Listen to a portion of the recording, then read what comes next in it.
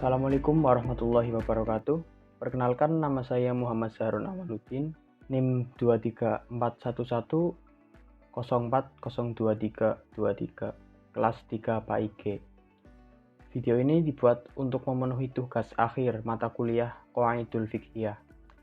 Ya, ada beberapa yang ingin saya sampaikan, yaitu pengertian Qawaidul Fiqhiyah, sejarah perkembangan Qawaidul Fiqhiyah, kaidah pokok Qawaidul Fiqhiyah. Tanpa berlama-lama, langsung saya mulai saja. Pertama, Qawaidul Fiqhiyah.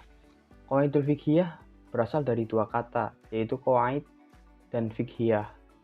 Secara etimologi, kata qawaid adalah jamak dari kata qaidah yang berarti dasar-dasar, asas-asas atau fondasi, baik dalam pengertian abstrak atau maknawi maupun konkret atau hissi. Seperti kata-kata qawaid al-bait yang artinya fondasi rumah, qawaid ad-din artinya dasar-dasar agama, qawaid al-ilm artinya dasar-dasar ilmu. Berdasarkan penjelasan tersebut dapat dirumuskan bahwa qawaid fiqhiyah secara etimologis adalah dasar-dasar atau asas-asas yang berkaitan dengan masalah-masalah atau jenis-jenis fikih. Sedangkan secara terminologi para fuqaha mendefinisikan qawaid dengan berbagai macam redaksi. Ada yang mengartikannya secara luas dan ada yang membatasi pengertian secara sempit.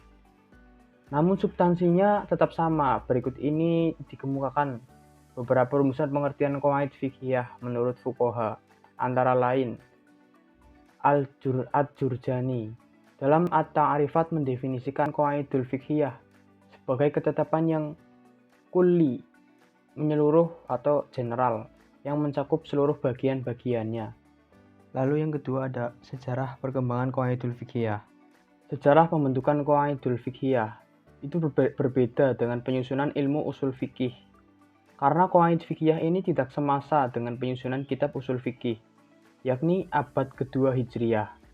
Tetapi barulah pada abad keempat atau kelima Hijriah kitab-kitab qaidah fiqhiyah ini disusun tersendiri dan terpisah dari kitab-kitab usul fikih. Apabila diperhatikan sejarah pembentukan qaidah-qaidah ini, maka dapat digambarkan periodisasi pembentukan dalam beberapa masa. Yang pertama, masa Nabi.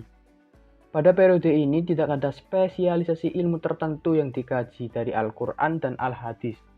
Semangat sahabat sepenuhnya dicurahkan pada jihad dan mengaplikasikan apa yang telah diperoleh dari Nabi, berupa ajaran Al-Quran maupun Al-Hadis.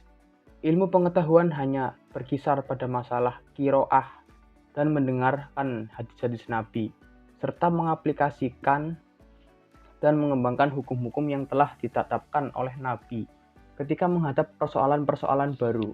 Suatu hal pasti adalah bahwa Nabi berfungsi sebagai pensarah atau penjelas berkaitan dengan turunnya ayat-ayat Al-Quran yang mengandung hukum atau ayat-ayat hukum.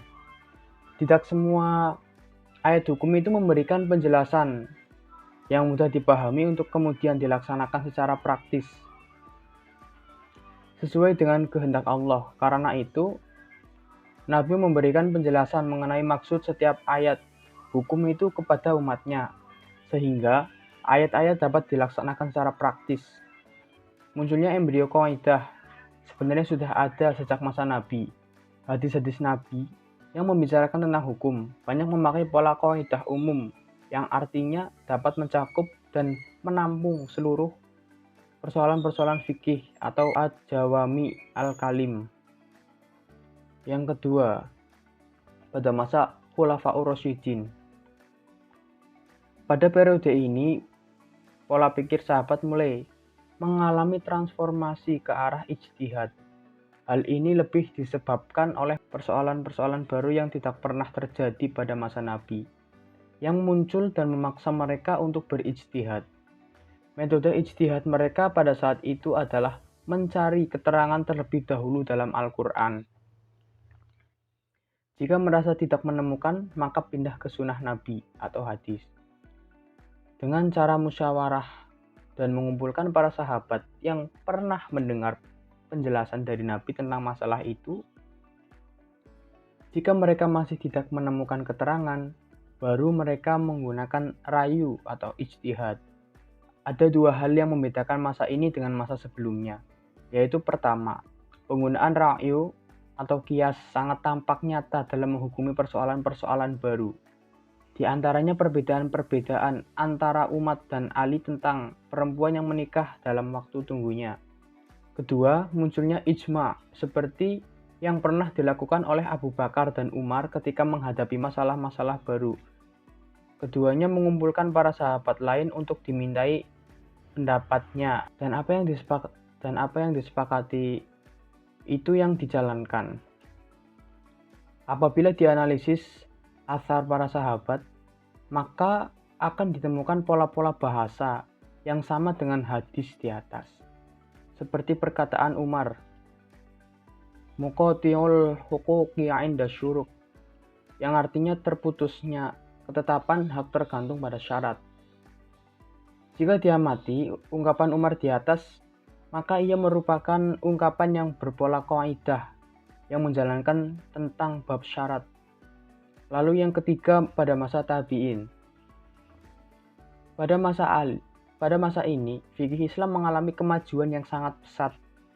Penulisan dan pembukuan hukum-hukum Islam dilakukan dengan intensif, baik berupa penulisan hadis-hadis Nabi, fatwa-fatwa para sahabat, tafsir Al-Quran, kumpulan pendapat imam-imam fikih, dan penyusunan ilmu usul fikih.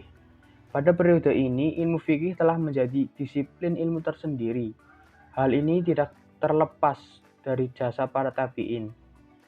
Prestasi gemilang yang pernah diraih pada periode ini dan sekaligus menjadi tanda terhadap kokohnya fondasi-fondasi fikih adalah keberhasilannya dalam menolak terhadap fitnah dan gejolak-gejolak internal yang sengaja dihembuskan agama. Epistemologi yang diwarisi dari Khulafaur Rasyidin ditinggalkan. Kejadian ini juga menyebabkan para ahli yang tergolong tingkat ketakwaannya tinggi mengisolasi diri dari kehidupan ramai. Dengan berpegang teguh pada hukum yang ada, mereka terus menyebarluaskan hadis. Setelah melewati masa peletakan pondasi dasar, ilmu fikih mengalami perkembangan yang sangat pesat. Hal ini ditandai dengan banyaknya bermunculan mazhab-mazhab dan metode ijtihad, yang salah satunya adalah 4 mazhab. Pertentangan yang sangat sengit antara golongan ahlu ra'yu dan golongan ahlu hadis berakhir dengan diakuinya metode ahlu ra'yu sebagai salah satu metode pengambilan hukum, baik dalam persoalan yang bersifat spesifik maupun mendasar dan umum. Namun, dengan persyaratan metode ini harus berdasarkan nas. Pada awal periode ini dimulailah pembukuan ilmu fikih dalam bentuk mazhab. Pertama kali ulama yang menuliskan dalam bentuk mazhab adalah Muhammad bin Hasan Asy-Syaibani. Di antara faktor lain yang sangat menentukan pesatnya perkembangan ilmu fikih, khususnya atau ilmu pengetahuan pada umumnya, pada periode ini adalah sebagai berikut. 1. Adanya perhatian pemerintah atau khalifah yang besar terhadap ilmu fikih khususnya atau terhadap ilmu pengetahuan pada umumnya. Kedua, adanya kebebasan berpendapat dan berkembangnya diskusi ilmiah di kalangan ulama. Lalu yang terakhir, telah terkodifikasinya referensi-referensi utama seperti Al-Quran pada masa Khulafaur Rasyidin, hadis pada masa Umar bin Abdul Aziz, tafsir dan ilmu tafsir yang dirintis oleh Ibnu Abbas dan muridnya Mujahid. Pada masa ini banyak bermunculan istilah-istilah fikih yang menjadi ciri dari kekayaan bahasa fikih. Istilah ini diciptakan dengan berbagai bentuk sesuai dengan mazhabnya. Teori-teori fikih pada masa ini sangat berkembang pesat, sehingga fikih mampu membahas dan menentukan hukum persoalan-persoalan yang belum terjadi. Pada saat fikih mengalami perkembangannya yang sangat pesat, bahasa kaidah fikih dan dzawabit batasan fikih bermunculan, seperti 5 kaidah dasar. Lalu pembahasan yang terakhir yaitu kaidah pokok qaidul fiqhiyah. Yang pertama ada al-umuru bimaqasidiha. Setiap tindakan berasal dari maksud atau niatnya. Hadis Rasulullah dari Umar bin Khattab radhiyallahu anha, "Innamal a'malu binniyat walikulli imri'in ma nawa." Yang artinya sesungguhnya amal tergantung niatnya dan setiap orang hanya mendapatkan sesuai niatnya. Contoh, apabila seorang berkata, "Saya hibahkan barang ini untukmu selamanya, tapi saya minta uang 1 juta rupiah." Meskipun katanya adalah hibah, tapi dengan permintaan uang, maka akad tersebut bukan hibah, tetapi merupakan akad jual beli. Yang kedua, al-yaqinu la yuzallu bisyak. Keyakinan tidak dapat digoyahkan dengan keraguan. Contoh, terjadi perselisihan penjual dan pembeli. Pembeli ingin mengembalikan barangnya dan berkata bahwa barang tersebut seharga 15.000. Sedangkan penjual berkata harga tersebut adalah 20.000. Maka yang dianggap yakin adalah harga penjual. Lalu yang ketiga, al-masyaqqatu tajlibu tasyir. Kesulitan dapat mendatangkan kemudahan. Al-masyaqqah berarti at-ta'ab, yaitu kelelahan, kepayahan, kesulitan, dan kesukaran. Sedangkan at-tasyir berarti kemudahan. Hukum-hukum yang dalam penerapannya menimbulkan kesulitan dan kesukaran bagi mukallaf, maka syariah meringankannya, sehingga mukallaf mampu melaksanakan tanpa kesulitan dan kesukaran. Kesulitan yang membawa kepada kemudahan antara lain dalam perjalanan atau safar, sakit atau marid, terpaksa yang membahayakan kehidupan, lupa, tidak tahu, kekurang mampuan bertindak hukum atau al-naqs.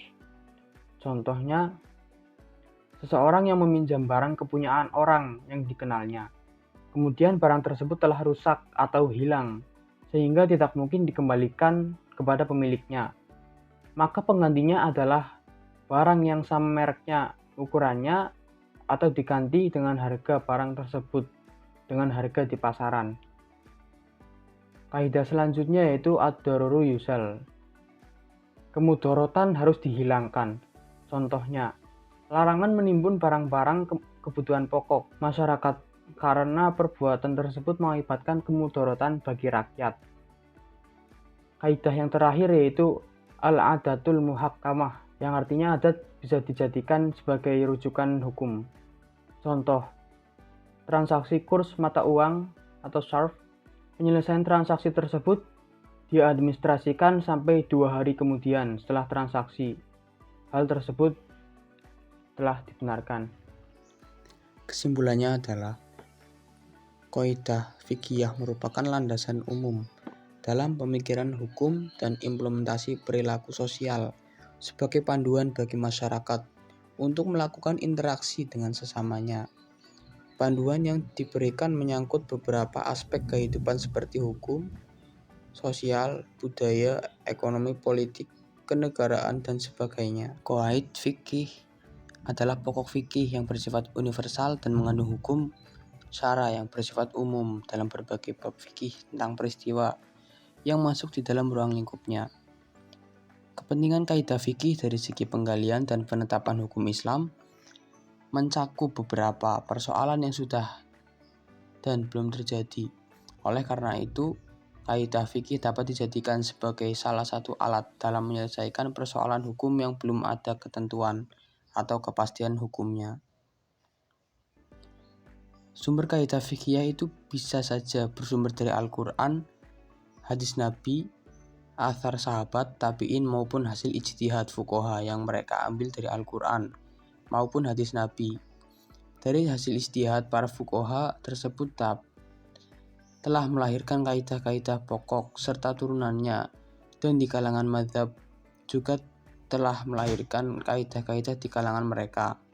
Walaupun sudah banyak kaidah-kaidah yang telah dibuat para fuqaha, masih tidak tertutup kemungkinan peluang para ulama untuk membuat kaidah dalam rangka mencari solusi permasalahan yang kontemporer. Ya, demikian yang dapat saya sampaikan. Kurang lebihnya saya memohon maaf yang sebesar-besarnya. Terima kasih. Assalamualaikum warahmatullahi wabarakatuh.